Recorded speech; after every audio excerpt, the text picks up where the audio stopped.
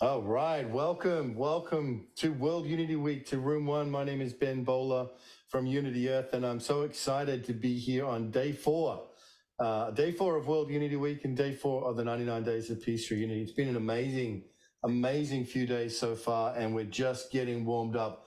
We are kicking off with an amazing program today, a beautiful offering called You Awake, Mastering the Art of Change, with two extraordinary change makers and visionaries of Hope Fitzgerald and Gary Malkin.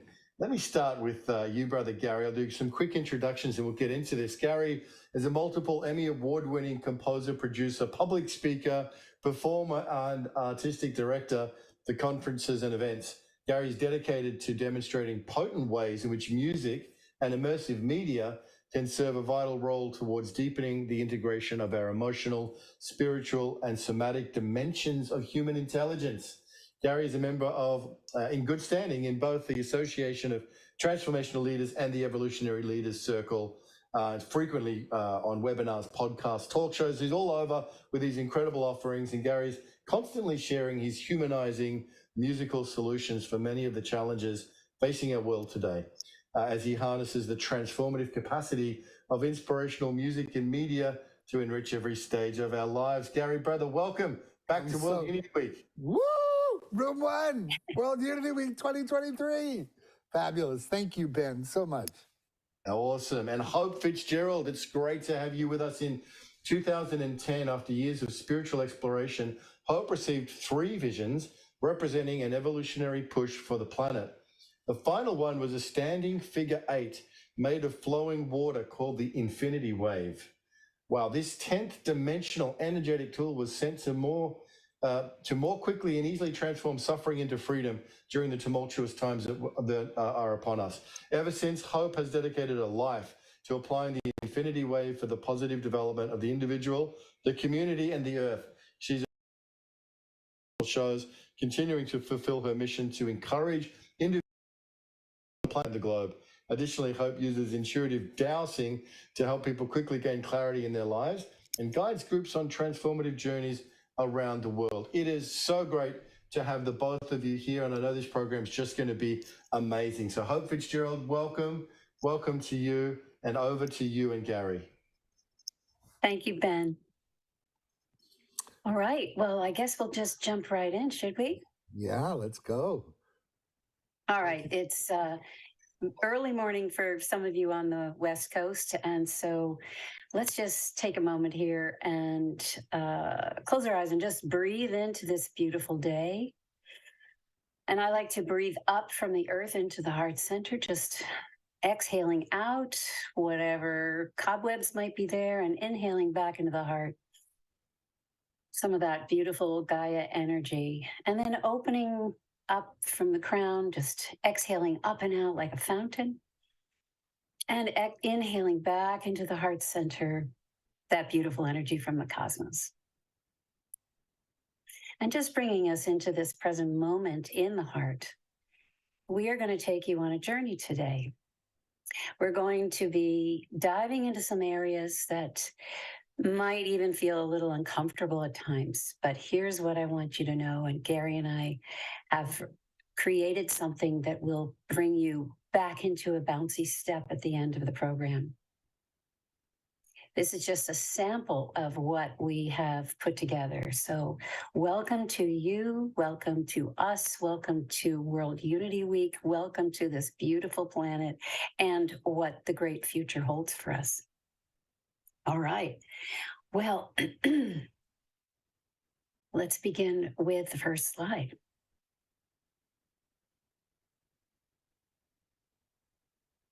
Actually, the next slide. Thank you. So when we are contemplating the new Earth, it's radically different, right, from what we're sitting in right now. And even beyond our imagination. So this kind of fanciful picture really caught my eye because I actually was so lucky to be taken to a vision of the new Earth last year by certain guides that I have been working with, channeling with.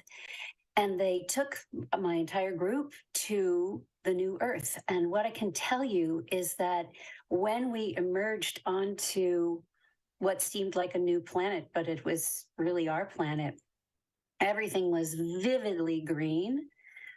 The most important thing was that everything was in communication with us.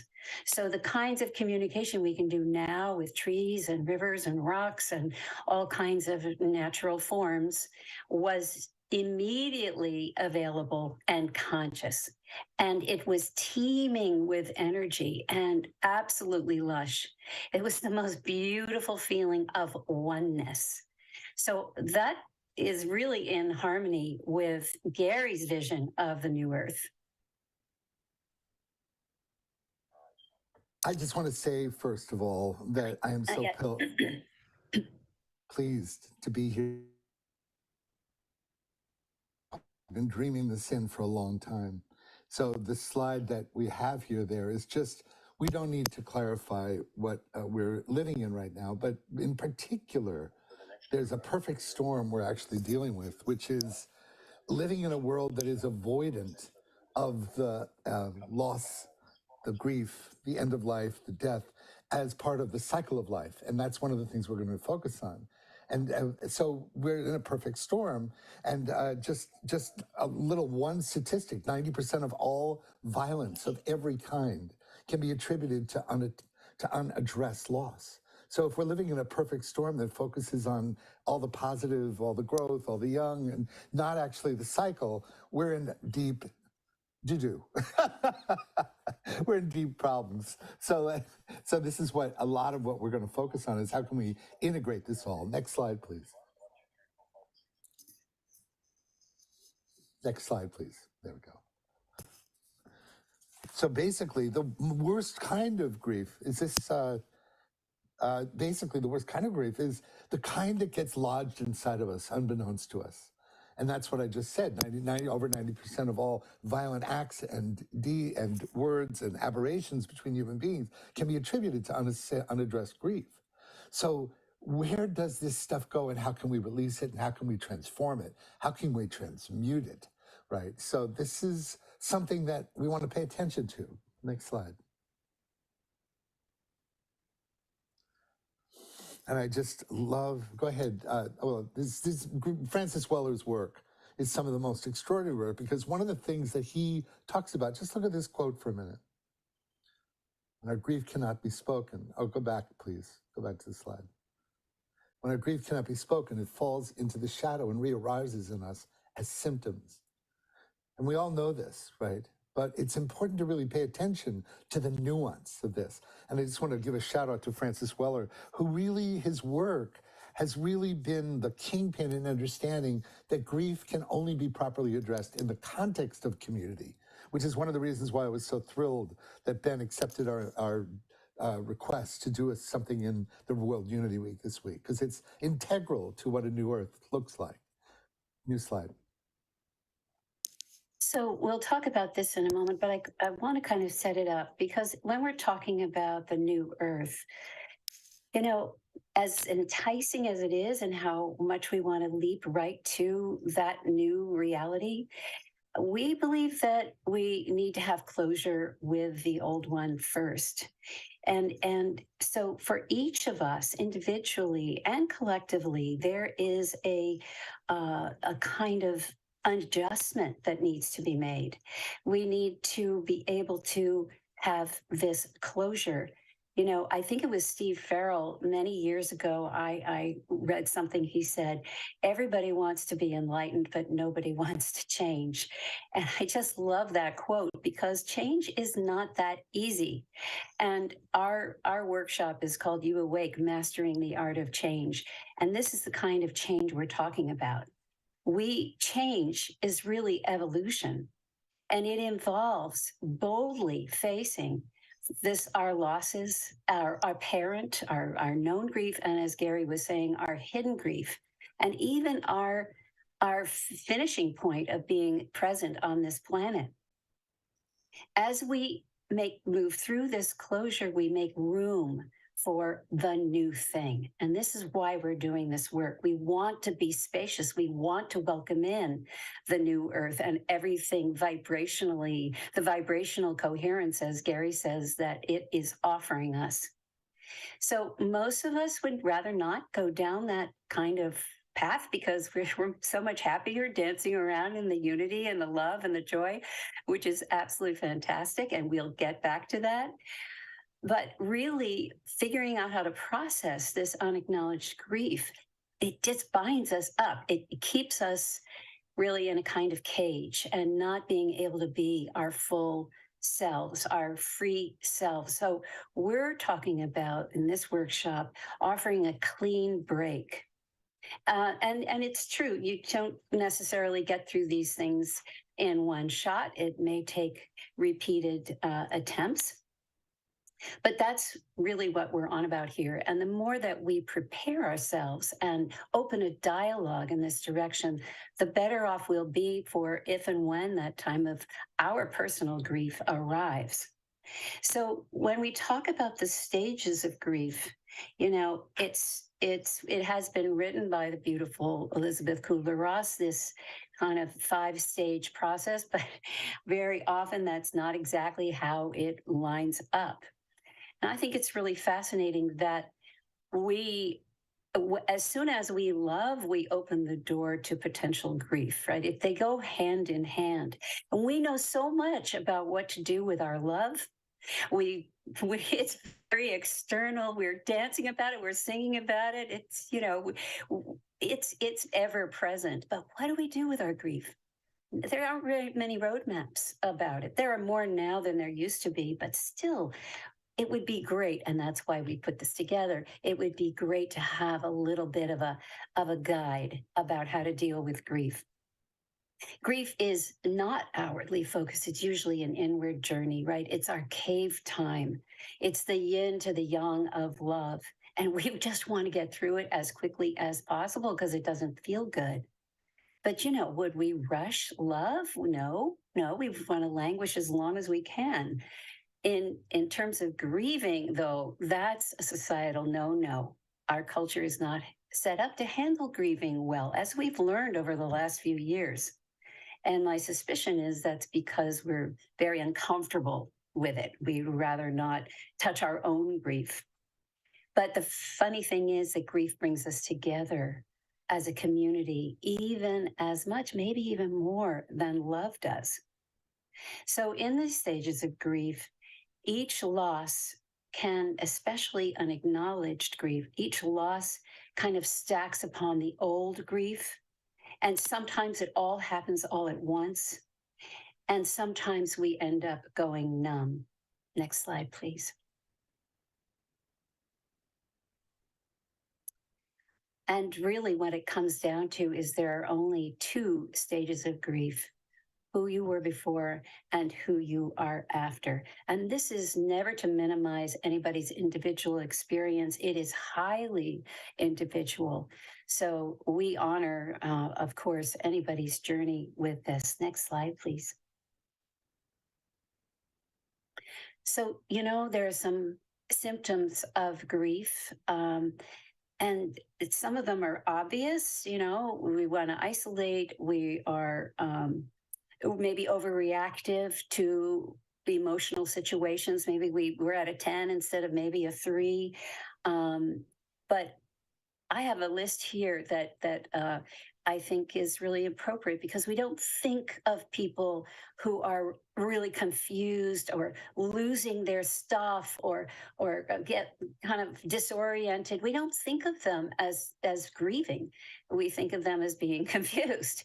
But it's good for us to, you know, just go that extra step to understand that exhaustion, sleep changes, appetite, nightmares, crying, isolation, restlessness, aches and pains, anxiety attacks, even breathing, having panic attacks. These are all symptoms of grief. Next slide, please. And what you notice is all these symptoms are very much signs of kind of the opposite of being awake, right? And this is one of the reasons, you know, just recently, I don't want to acknowledge the the sudden death over a 3-day period out of the blue of my beloved friend Neil Rogan, one of my closest friends in the world, the director, writer, participator in creating a better world since the 70s. And when it hit, I'm so grateful that music has kept my heart alive with feeling, because I felt like I was literally attacked. I just started to howl with grief, and it was just unbearable to think that he wasn't going to be in this world. But what is the next? Can you show the next slide, please? But what is it that actually makes it create more suffering? So one of the things that we really could look at right now, and this is one of the reasons we'll talk a little bit later about why music and media and the things that awaken our emotional range have a very important role to play in actually giving a little bit of WD-40 to the subtle ways in which our resistance lives. What if our resistance to grief and loss and death and the end of life and the things that that hurt becomes more of a cause of the suffering? So we can actually open our reaction as much as it hurts. Remember when I heard the news about Neil, it was unbearable, and I just had to let it go, and I sobbed. It's not easy. It's hard to do that, but I've been practicing my whole life. The music has helped me a lot with that, actually. Music has helped me feel my life rather than just think it only. Next slide, please. So this is basically a picture of especially COVID, since COVID. I often thought about COVID, about the noosphere. This is the phrase that Barbara Marx Hubbard talked about, where the accumulated dreams and grievances of the planet start to accumulate. And I just had this imagination that there was more accumulated unattended grief that was happening around us than ever before. And we were swimming in it and having the space to process it to some degree, but it was almost unbearable, right? So what is this opportunity that we have now, knowing that it's gotten so big? Next slide, please. Here we go. Go ahead, Hope. Well, reframing grief as an initiation is really what we have come to as the proper honoring of grief. You know, it doesn't necessarily make it any easier, but when we understand that it's a process to be gone through, that, as in that earlier slide, will change us and has the potential to change us for the better. This is what is so remarkable. There are opportunities in grief. And look, every single person on this call or whoever will listen to this has been through grief. We've all been through it to differing degrees. Some are harder than others. But when we come through it, and we do often, we know that we have been stretched and widened in ways that no other circumstance could have done for us. Next slide, please. So we're thinking of grief sort of as an alchemical process. And it can feel like this deep, bottomless lake. And what we want to try to do is to imagine that lake is the subconscious. What if we were to allow ourselves into that water? What if we could coax the subconscious to open up in a safe space? I'm always reminded of the mythology of Persephone, who did not want to go down into the underworld, but she had to go. And though she was very unhappy about it, when she got there, she started to change the furniture around. She started to allow her presence and her being to affect what the underworld was like, and eventually became the queen of the underworld and ruled. And when, in a beautiful way, in a loving way, and when she emerged back on the surface of the planet, she was completely different. She was empowered. So these are some of the opportunities that lie for us in the grief process, even though we don't know necessarily while we're in it that that's what might happen. But these myths are there for a reason. They're to support us and let us know there is a light at the end of the tunnel, and it is our transformation. Next slide, please. So here's the crux of the matter. When in my work, I have often met people who are in a cycle of grief, an endless cycle of suffering, and they go around and around, and there's a lot of rumination. And something I learned recently is that ruminating, especially going into the shoulda, woulda, couldas of whatever that relationship was, is actually a way to stay connected to the person and not let them go. I thought, wow, think of how often we do that.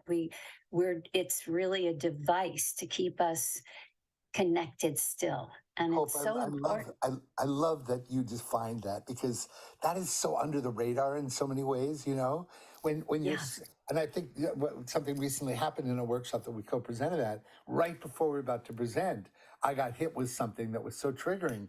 And I got the opportunity to see right before we were presenting this content that I was circling. And didn't know that the circling was a way to stay familiar with the old part that was triggered because it felt unresolved. So it's such a contradiction. You're drawn subliminally to the old you that was hurt, and you want to stay connected to it because it's an impulse that thinks that will be better when you stay. But what it does is put you in a cycle that doesn't have you moving. You're in a vicious cycle. It's such an elusive and insidious habit. That's had to Yes. insert that because I know it's No, Gary, intimately. thank you. Yeah, it's so fresh still, right? But let's think about what might be, besides staying attached to a person if they've departed your life, whether in this life or on to the next. What else might keep us in this endless cycle of suffering? Well, blame, guilt, remorse, anger, resentment, disappointment from unmet expectations, fear, and attachment to the story of their presence in our lives. Wow. I mean, that's a lot of things that might need clearing out individually, individual attention to each one of those. This is why it's not necessarily a one-off in what the work is here. So what is the next level? Next slide, please. What could be what if we take that circle, that cycle, and we just start to move it into a spiral so it has movement, so it's going somewhere? I I am very interested in movement, and you'll hear about that later. Now, this is not necessarily a panacea for everything, but it is a great visual to keep in mind. How can I get myself out of that endless cycle of suffering? And that is what we are going to be presenting in our workshop. Next slide, please. So this is one of the things that's so compelling about this, is that the fundamental, if that slide is staying up, please. I don't know, maybe I'm seeing it. No, go back to the previous slide. Thank you. The fundamental reframe is that because, 5,000 years ago, the Bhagavad Gita said, what, please go back and stay on that slide. Maybe it's on automatic, so maybe we'll just forget the slides if they're moving until we go back to this. But here it's saying, ring the bells that still can ring. There is no perfect offering. There is a crack in everything. That's how the light gets in. Bhagavad Gita said, what is the most remarkable thing in all the world? And 5,000-year text says the most remarkable thing in the world is that everyone will die, but no one ever thinks it will happen to them. So here we are at a moment in history where the fundamental belief in our reductionist, mechanistic, everything separate reality has to do with looking at the wound as a problem to solve, as a crack to fill, as a symptom to remove. But what if, and especially the reductionist healthcare, I see Kathy Douglas is on our call, and I'm so grateful to have you here, Kathy. She's done a massive amount of work in healing this reductionist view of humanity, especially in healthcare.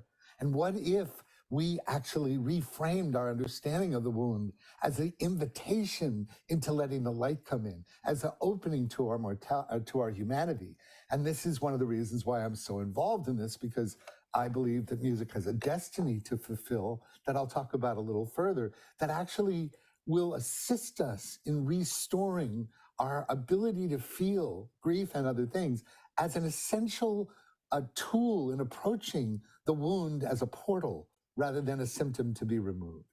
That makes sense. I hope it does to all of you. Yeah, great. Next slide. Thank you.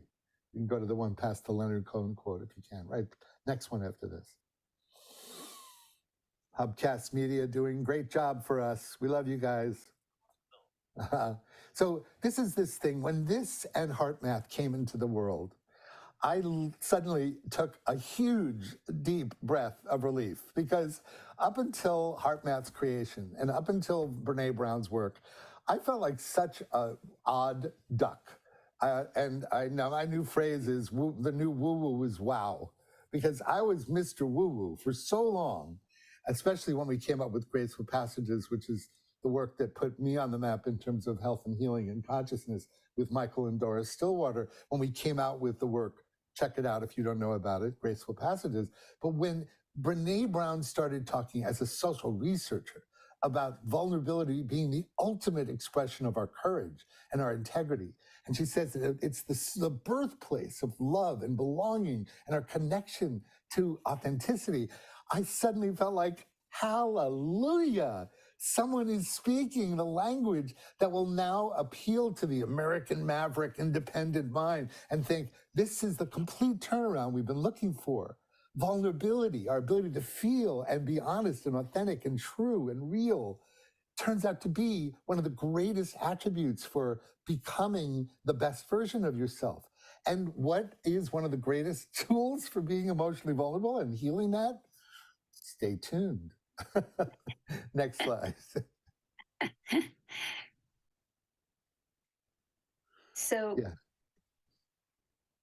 well, I want to pose the question with the next slide, and that is, what if grief happens for us and not to us? And that's a little hard to swallow sometimes. If we could go to the next slide. There it is. You know, what if we could turn into our grief and actually embrace it, much like Gary mentioned earlier when his dear friend Neil died just last week?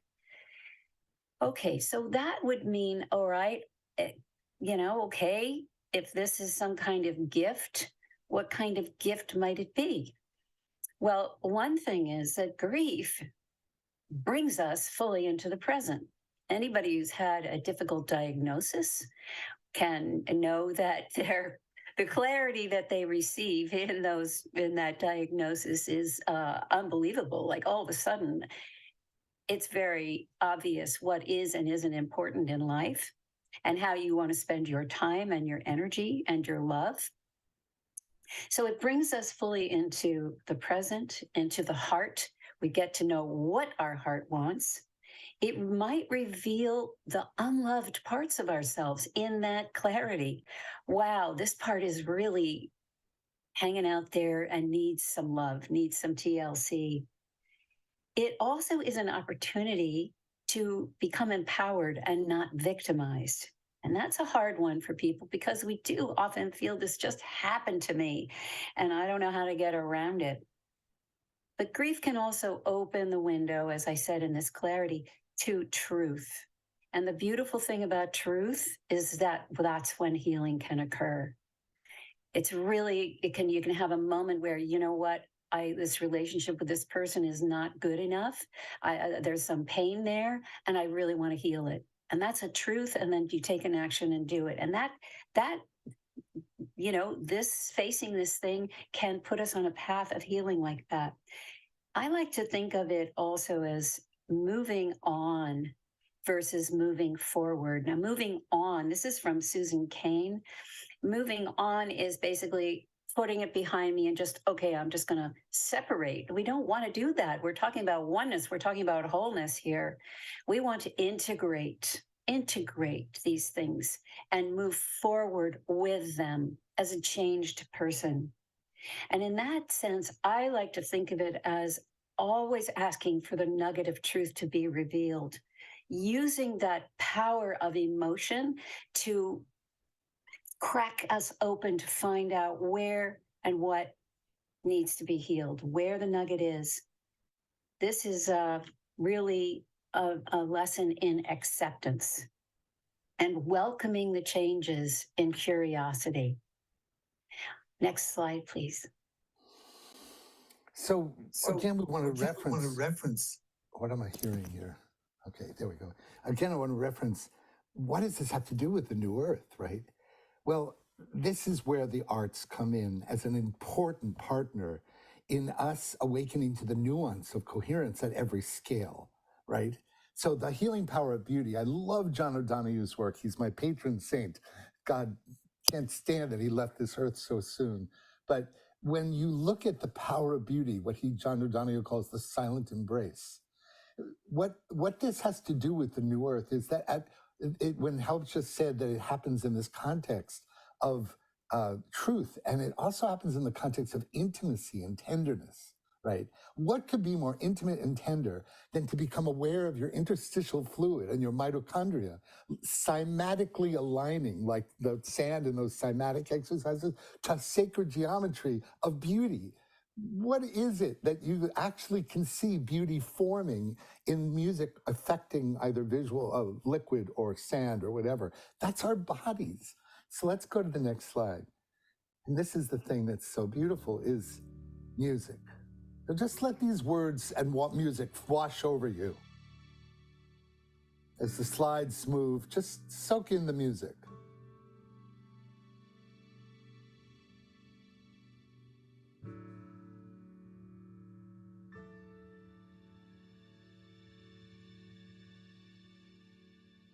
You can move the slide.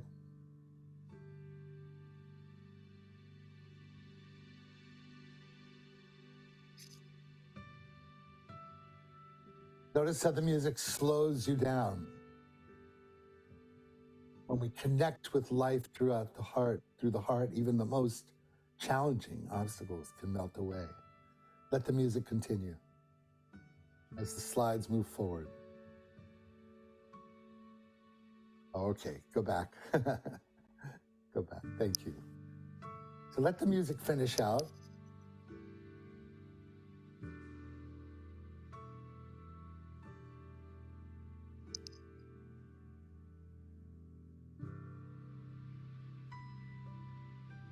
Take a deep breath as the music soaks into your cells. Somehow our relationship to space changes when the music gives us permission to feel, as only music can. And this is one of the great secrets and mysteries of music itself. And notice how it ends, the way a life ends. We show it presence. Listen.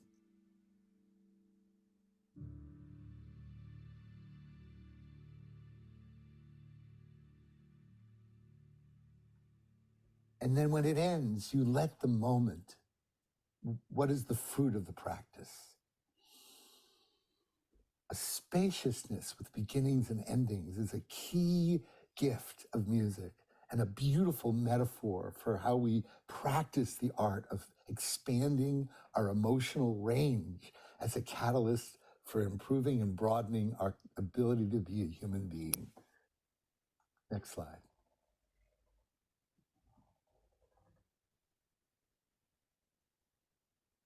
Next slide, please. There we go. So we have combined Gary and my work. It was an experiment. Now we've done it a few times, done this workshop a few times, and it seems to work beautifully together. The infinity wave is something, as Ben said, that came to me in a series of visions back in 2010 as a tool for navigating difficult times, which we can all admit that we're probably in and have been in for a little while now. It was told to me, a 10th dimensional energetic. It's represented by this figure 8 made of flowing water. And water is an incredibly important component. It's not made of anything else. There's a reason it's made of water. I don't want to go too deeply into it now for lack of time, but obviously part of it has to do with flow and learning to stay in a flow state. Inherent in that water is 10th dimensional love and compassion. And I know logically people are going, what are you talking about? It's just an image, it's just a thing. But I'm telling you, it actually works. I've been working with it for a long time now, teaching it all over the place. And it is powerful. There are all kinds of ways to work with it, but we use it in our workshop as parts of the meditations because it has an ability to take people to depths and to comfort and to peace and ease while we are also dealing with some challenging feelings and issues. So I see it as my company was originally called the Wave Energy Center for Conscious Evolution, and that's what it's here for. The wave is here to help us with our conscious evolution. Hope, may I say something right now? Yeah. We have the responsibility to end at a certain time, but if we don't do it radically different than what we are planning in the next 11 minutes, we'll deprive our audience and our group with what actually one of the transition pivots is so important. So I want us to just go right into the surrender and right out into the open-hearted if we can. We might not be able to get the open-hearted pulled out, but I don't want to leave people hanging. So I think we should go right into surrender so that you demonstrate that, so that we give them that depth of experience and then some way of leading into the result of that, because we won't have time for anything else. I don't think we'll have time, Gary. So I think we need to skip. Why don't we drop people into at least the imagined state?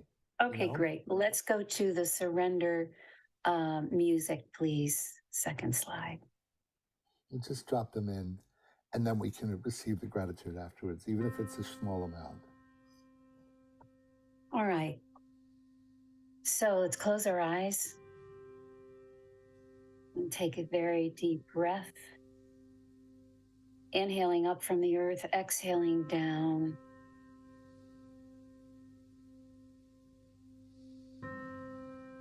Inhaling from above into the heart center and exhaling up and out like a fountain. Feeling the connection with the above and the below. With you as the magic conduit in the middle.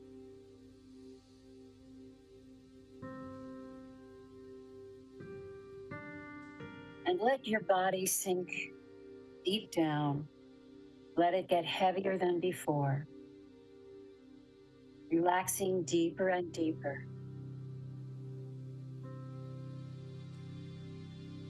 Imagine yourself lying in a small boat with lovely cushions to lie on a river. It is dusk. The sky is that beautiful twilight blue. In the west, the sun is going down. The stars begin to emerge. As you float aimlessly, more and more relaxed,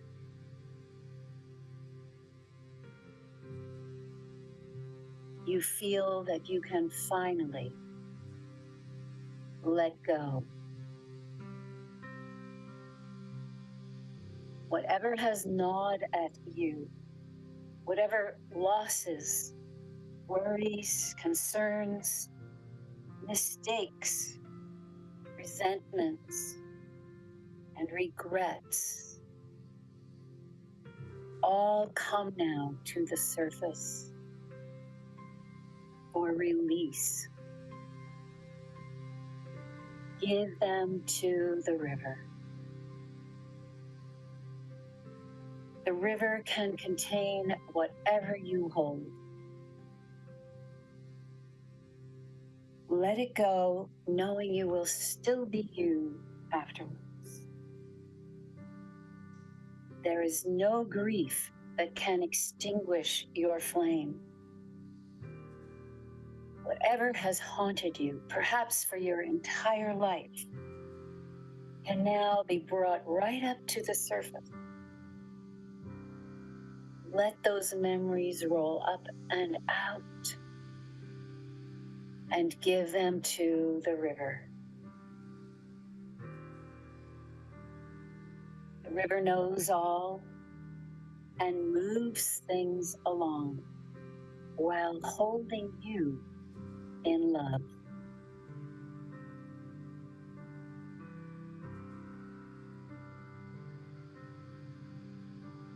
Wave after wave, old memories, unnecessary now, bubble up, finding their way to the river. And as you do this process, you feel lighter. You notice the stars beginning to poke through even more as you drift on the benevolence of the river. Here you are, a simple being, a human, yet so much more. The unencumbered you glows now like a torch in the night. And a peace comes over you of simply being a part of the magnificent matrix of love, of light, of Gaia, of the entirety of creation. Now wrap yourself in an infinity wave from head to toe,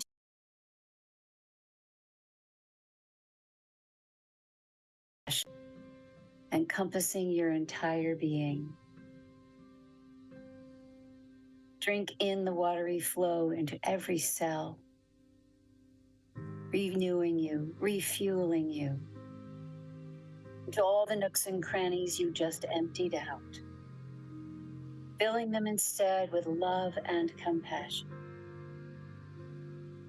The wave removes judgment of yourself and of others and brings a peace, knowing that all is as it should be.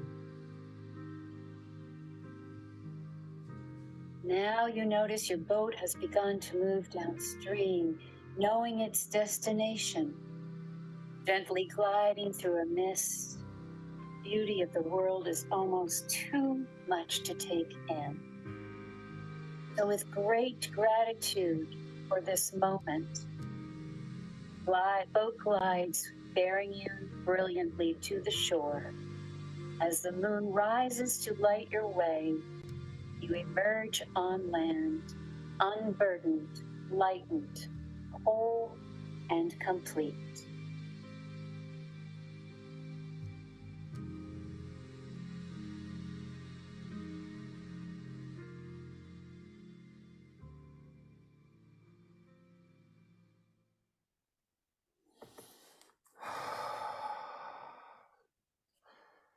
I just love when you do that, Hope. There's something about the way you do that and the way you marry to my music that is so beautiful. This is unfair because life and healing and unraveling doesn't happen in the fast lane.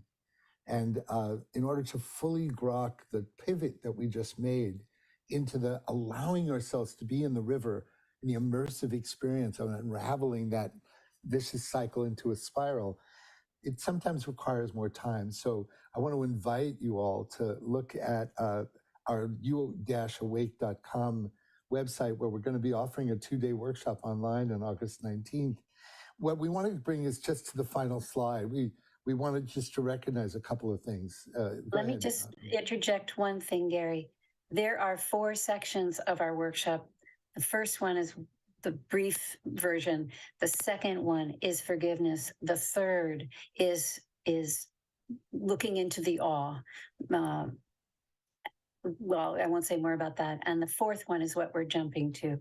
Well, I want to say more about the awe because the pivot of forgiveness, which requires self-acceptance, which I personally have gone through in the last 3 years.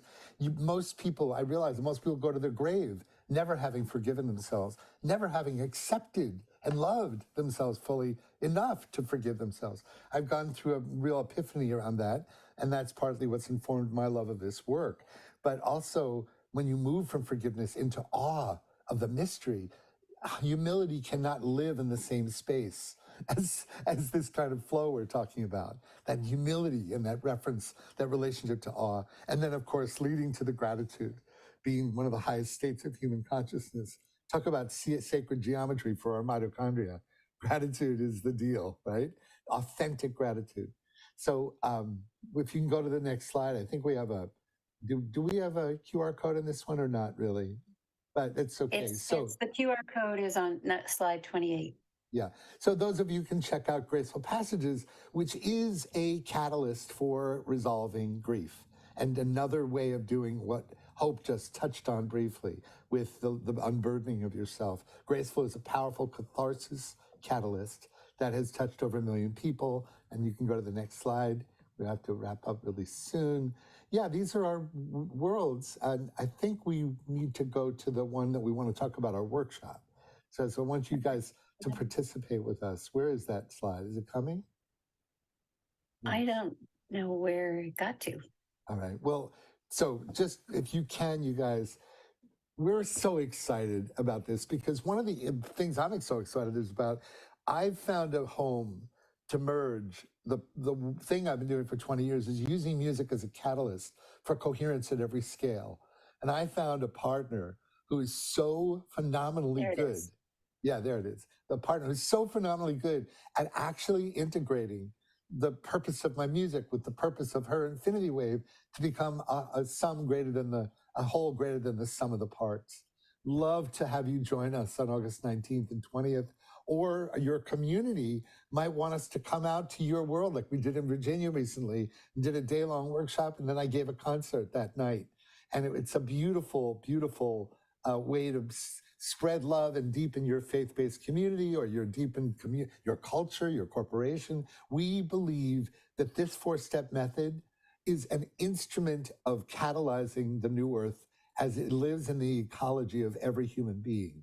And we are committed to this as the deepest work we can do as a collaborative effort to awaken the important role that grief literacy and, as I would say, grief literacy, all, forgiveness literacy, all literacy, and gratitude literacy, all into one thing. And that's what this is all about. I just want to, there's some sun going on here. Yeah. Anyway, I just want to thank you all. Hope final words, because we promised we'd be done and dusted 1 minute ago. I would love people to just put their phones up to that QR code, if you wouldn't mind bringing it back. Because it's an opportunity to enter a little raffle that we are offering. Down, further down. Yeah, I know that we got to end. So just find that QR code for 1 sec. Keep down further. No, the wrong direction. All right, there. There it is. There we go. Thank you. Sorry about that. Just hold your phone up to it, and then you'll be entered in to get a session either with Gary or with me. And just remember that for this week, just imagine by the year 2030, I'd like it even sooner, where World Unity Week and the 99 Days of Peace of Unity is the most important global event on the planet, because that's how I feel about it now. I adore this community. I am grateful to be part of the family. I'm so grateful, Ben and John and Irina and the team, for actually inviting my sister Hope into this world, into this incredible world. Hope, Ben, come and join us, and let's sign off, because I know we're anxious to move on to the next amazing event with Vandana Shiva and company. So thank you, Ben, for letting us make this topic relevant to the building of the new earth in each and every one of our hearts. That was so important. Thank you, Hope. And thank you, Gary. You're just such pioneering and beautiful and brilliant work, and such essential work as we establish the conditions for a new earth, transforming our relationship to loss, to dying, to grief. I just thought there was so much wisdom and so much brilliance in your presentation. I encourage everybody to explore more your work and that 4 pillars of your workshop. Just beautiful, really pioneering, beautiful, visionary, gorgeous, and so compassionate work that you're putting out there on behalf of everybody. Magnificent stuff. Thank you, Hope. Thank you, Gary. Keep your eyes out for where you can find more about this and learn more about this as establishing. Yes, Gary. And just the sacred marriage. I'm going to be doing something at 4 o'clock let's see, 7 o'clock Eastern time on Friday with Matthew Fox, Christian de la Huerta, Yasmin Tarehi, and Shanali Rajaratam. And it's going all about the marriage and the necessity for the sacred marriage between the masculine and the feminine and the end of the duality into the unity. So join me for that and all of our other worlds. And Ben, I know we got to go. Thank you, brother, for everything. We love you. Yeah, We love you thank you too, so brother. much.